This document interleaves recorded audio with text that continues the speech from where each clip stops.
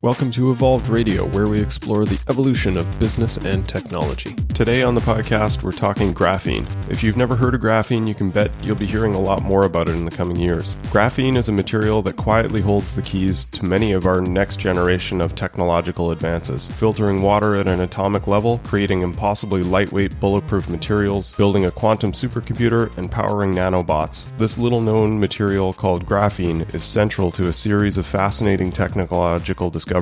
Dr. Meany and his colleague Les Johnson have written a book about this amazing material, and today he's here to join us on the podcast. If you enjoy the show, be sure to subscribe on iTunes, Stitcher, or wherever you get your podcast from. Also, be sure to check out the webpage evolvedmgmt.com/podcast for show notes, links to my guests, and to check out previous episodes. Now let's get started. Today on the show, Dr. Joseph Meany is with me, and he is an expert on material science. We're going to be discussing the incredible powers and potentially superpowers of graphene. Welcome to the show, Joe. Thank you for having me.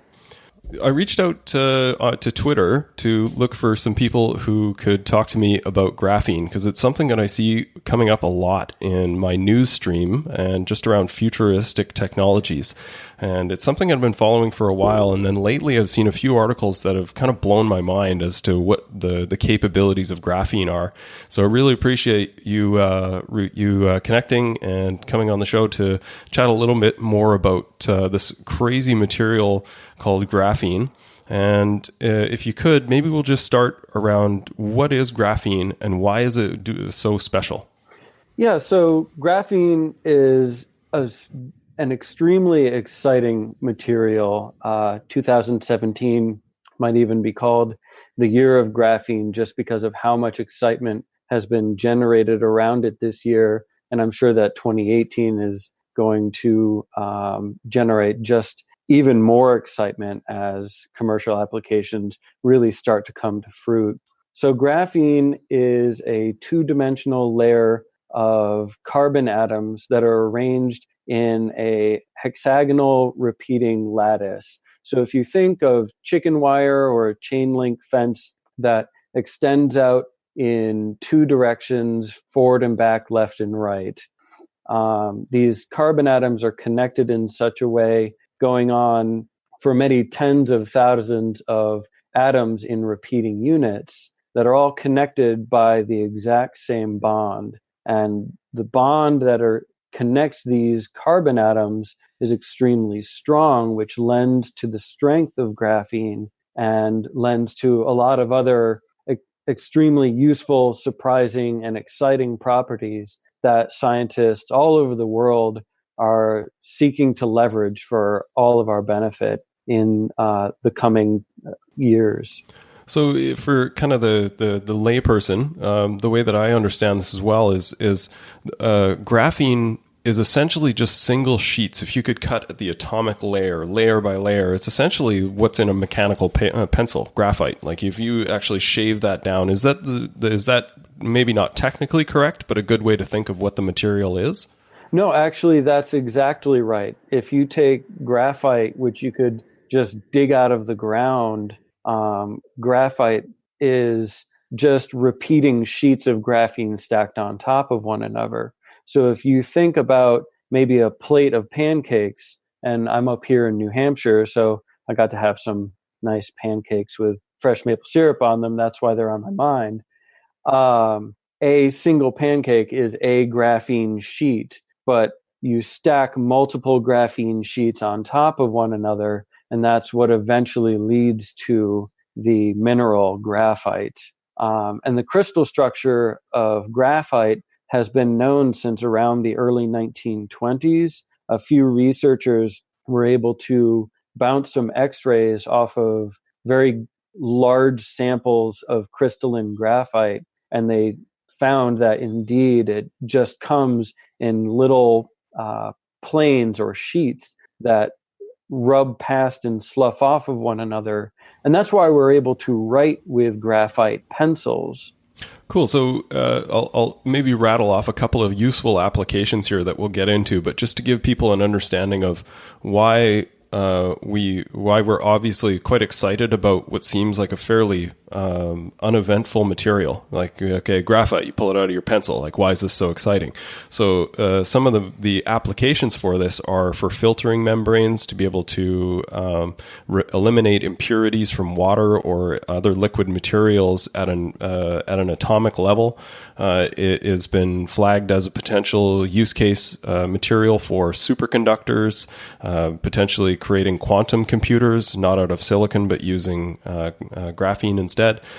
Even looked at for some crazy properties like essentially limitless energy and using batteries in nanobots, and could be potentially useful in nanomachines and space materials, all kinds of really awesome futuristic applications.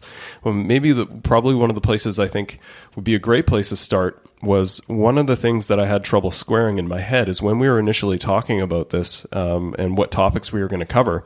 I wondered, what the material applications were, and you suggested that some of the applications that I suggested were not really that useful because the material is extremely brittle.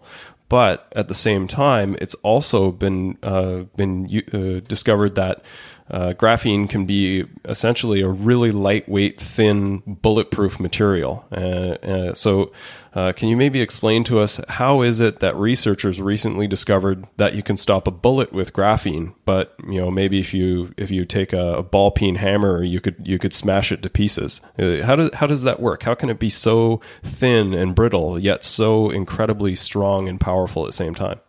The ability of, or the news articles surrounding this bulletproofness of graphene are really interesting. It's gotten a lot of traction over the past weeks, and for by the time this airs, it'll be well after the new year. And so if you check back to the news articles around the Christmas time, you'll be able to track down these kinds of news articles. And what the researchers actually found was that if you took 2 layers of graphene, and exactly 2 layers of graphene, and that's called bilayer graphene, just for the 2 layers, they were able to find that they applied a force with a diamond tip to this bilayer graphene, and the force that they applied pushed carbon atoms between the 2 layers very, very closely together.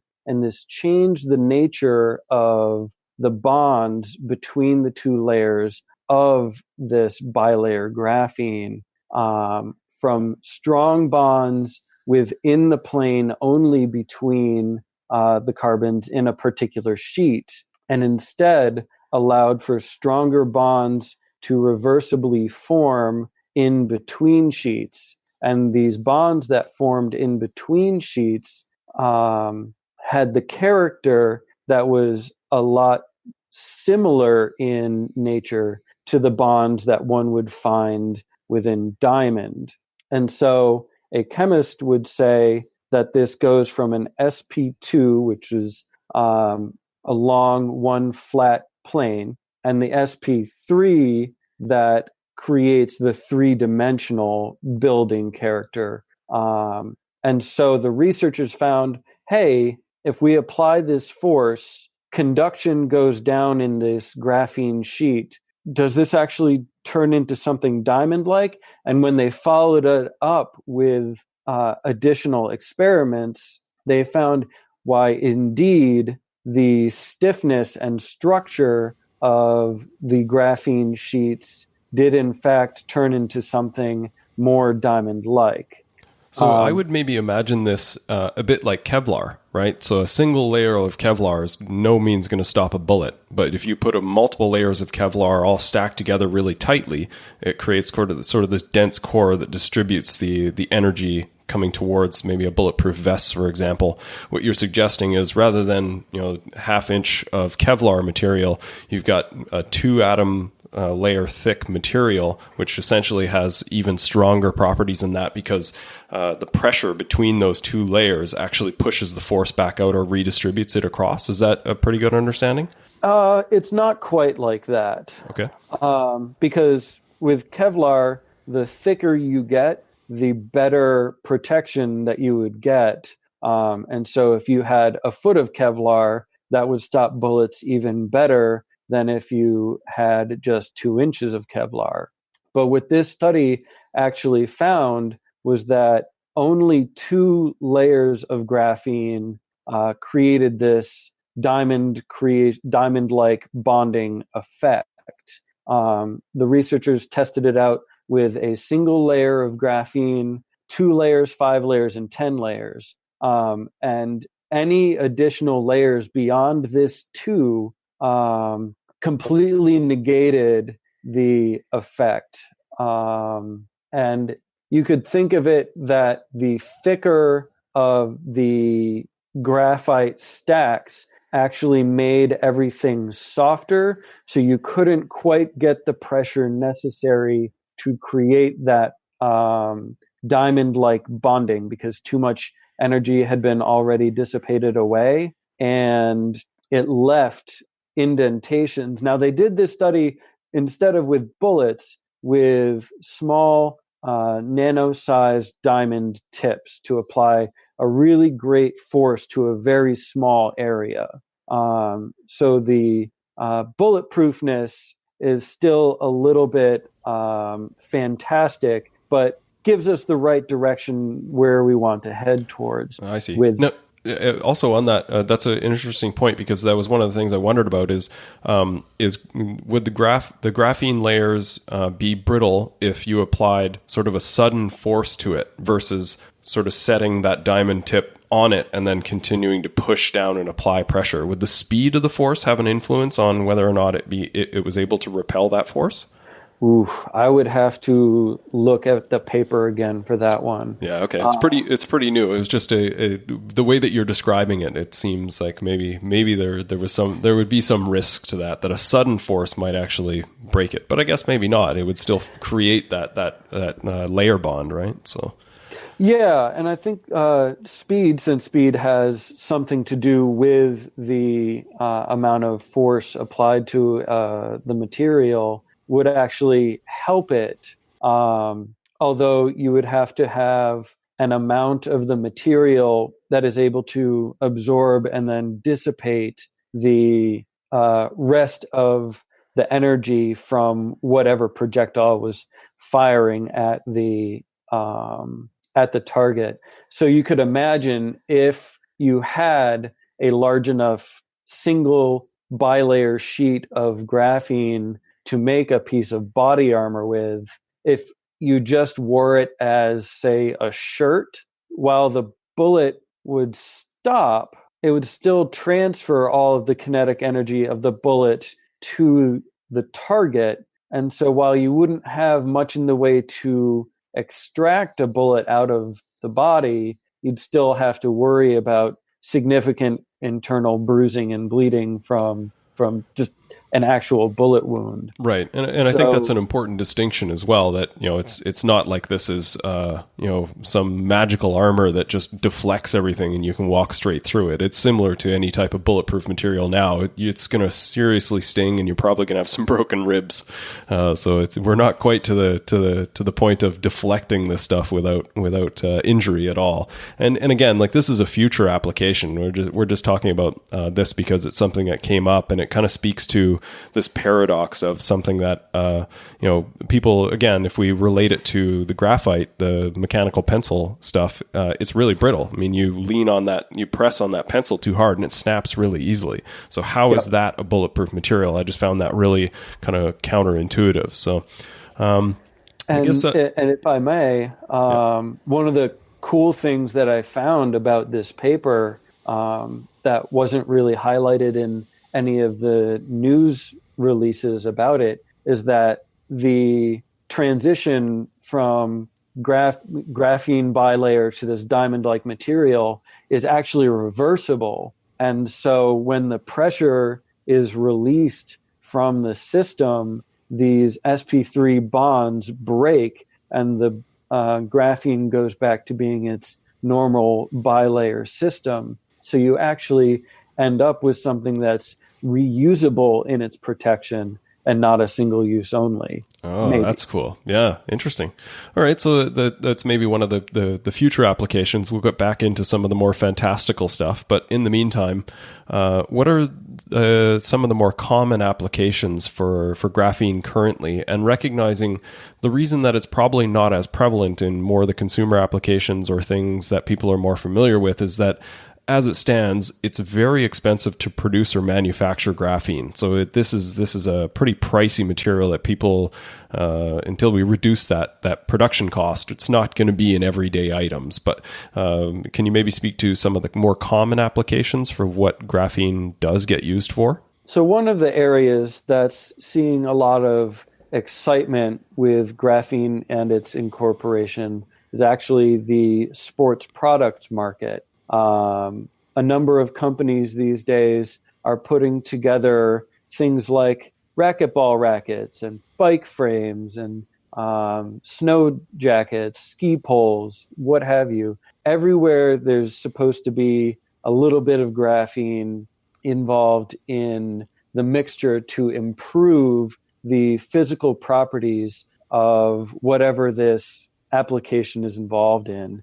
So last year, a tire manufacturer actually ended up incorporating some graphene into their tires. And what they found is a twofold benefit that was kind of an on accident, in that when the tire rolled straight down a road or other kind of straightaway, the tire ended up being a bit more stiff in that direction, and it allowed for a lower coefficient of rolling friction that meant that you could go faster and use less energy to start or continue pedaling your bike. But what they also found was that when stress was applied to the tire across the direction of the tire, when the biker went into a turn, that the rubber became slightly more malleable and you ended up getting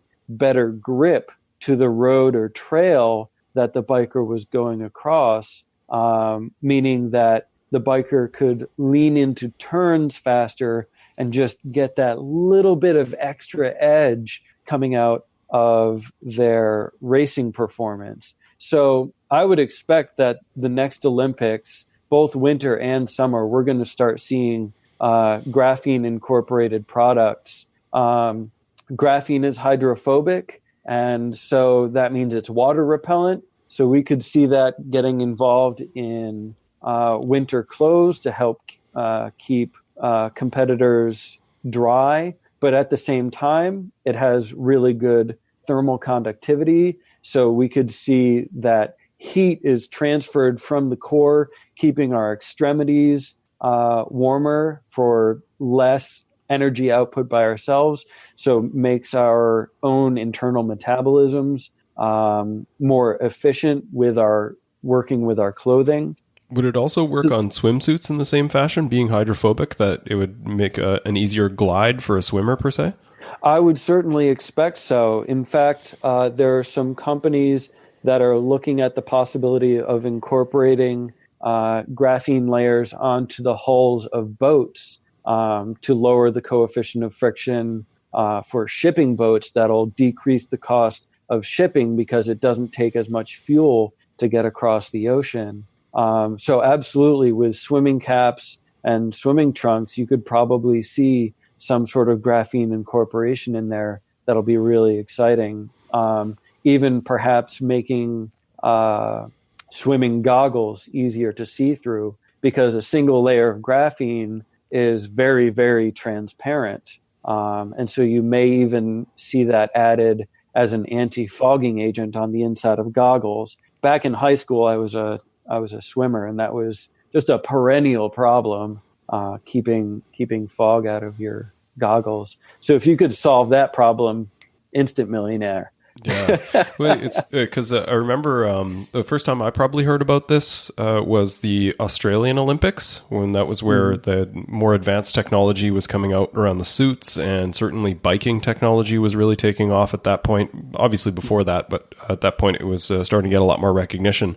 So I think this is a great application that we'll see a lot more, where there's large companies that have sponsorships or state-sponsored programs where they're kind of looking for that 2% edge wherever they can find it, and this could be a really valuable application for them.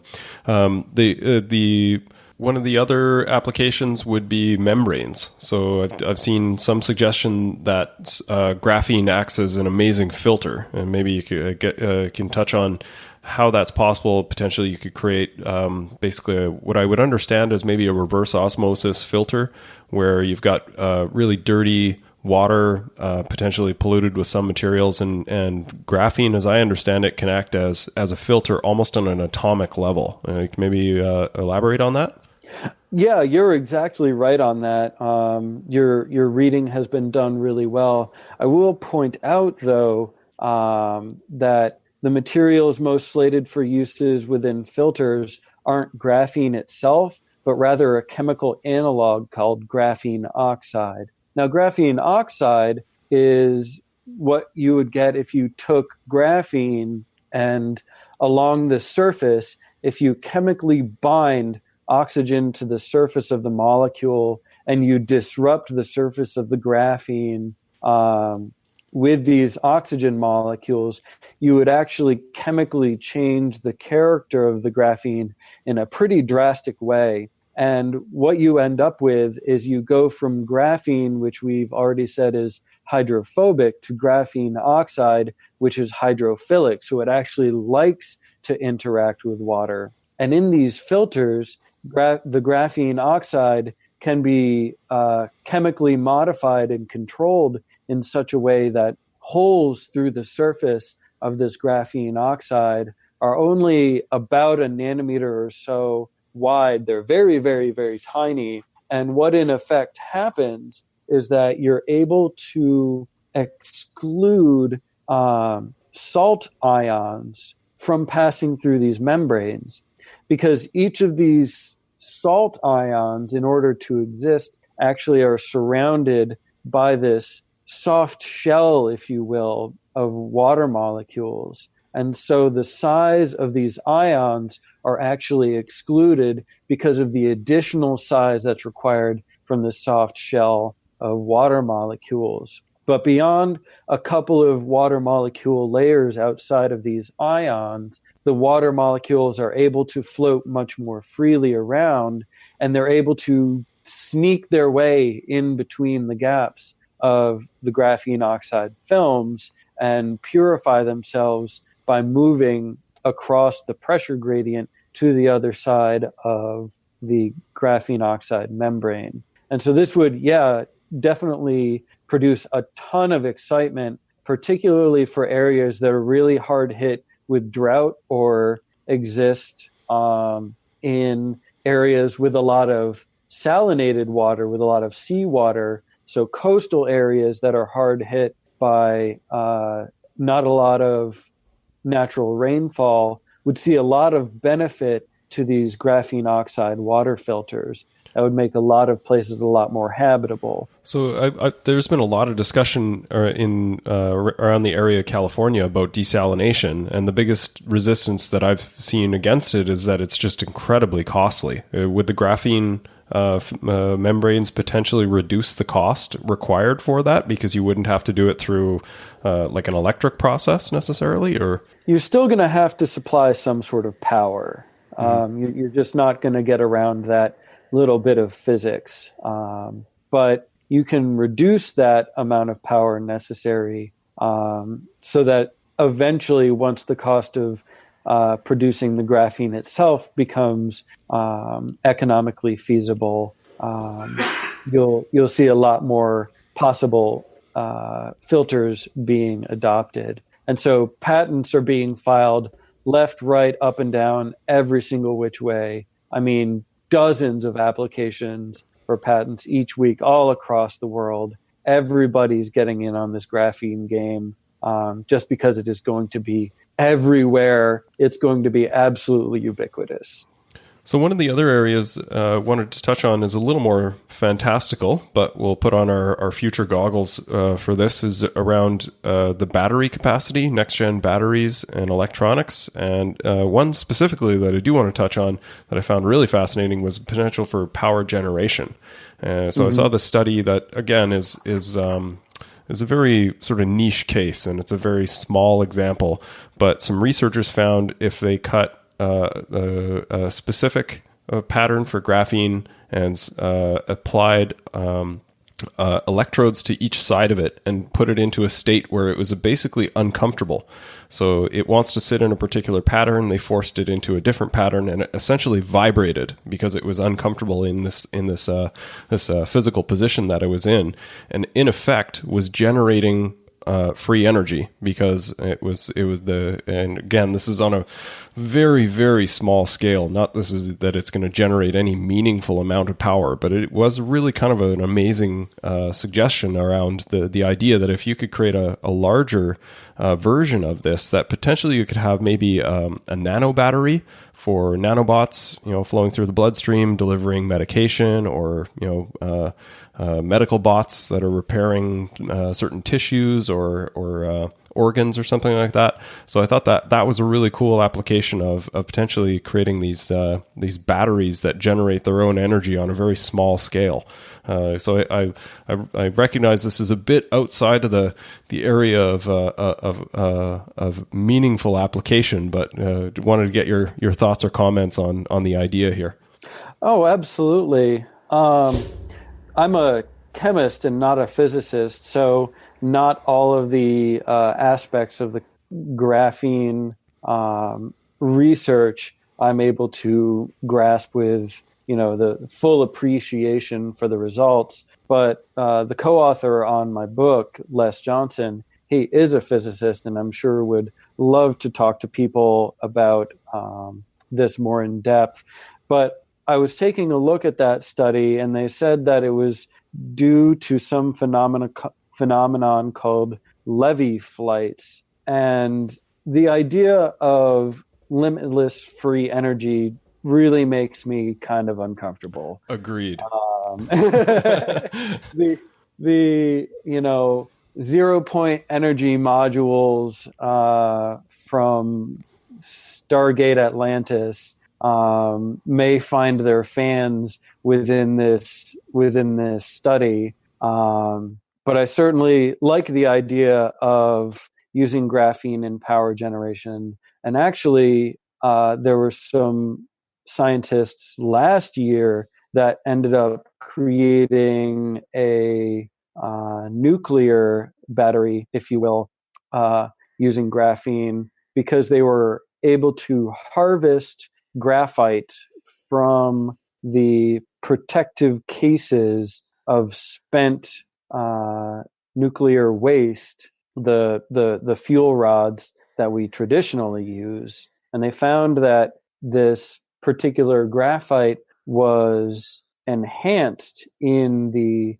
carbon-14, which was the radioactive form of carbon. And when they burned this graphite, turned it into a gas, and then used a special form of chemical vapor deposition to turn this gaseous carbon into a form of C14 enriched diamond, that they were able to let this carbon-14 decay over time and generate small amounts of power as the nuclear decay went on with this particular carbon nucleus. So they were able to basically generate, it's not free energy because the energy still comes from the nuclear rods from before. That's where the enhancement comes in.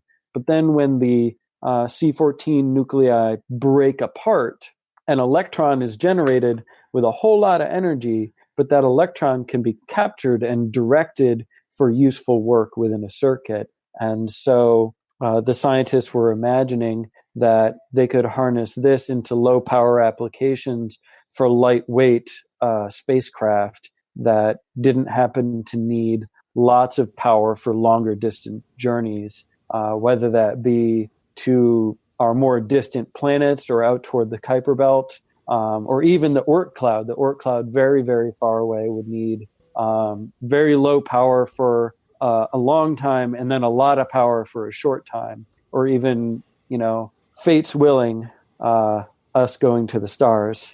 Right. You mentioned another one that sort of piqued my interest, and it crosses over with something else that we talked about I think it was some researchers in Japan that used rainfall on a sheet of graphene, and that basically the impact energy was converted into a usable energy by the graphene, basically being the kinetic force hitting that layer of graphene and producing some energy from that. What occurred to me is, because the graphene layers are transparent, you could potentially have maybe windows or solar panels that when it's raining and they're not able to produce energy from the sun, they could potentially still be generating, although a lot less energy, but some energy from the kinetic force of rain. Is that something that you can comment on as well?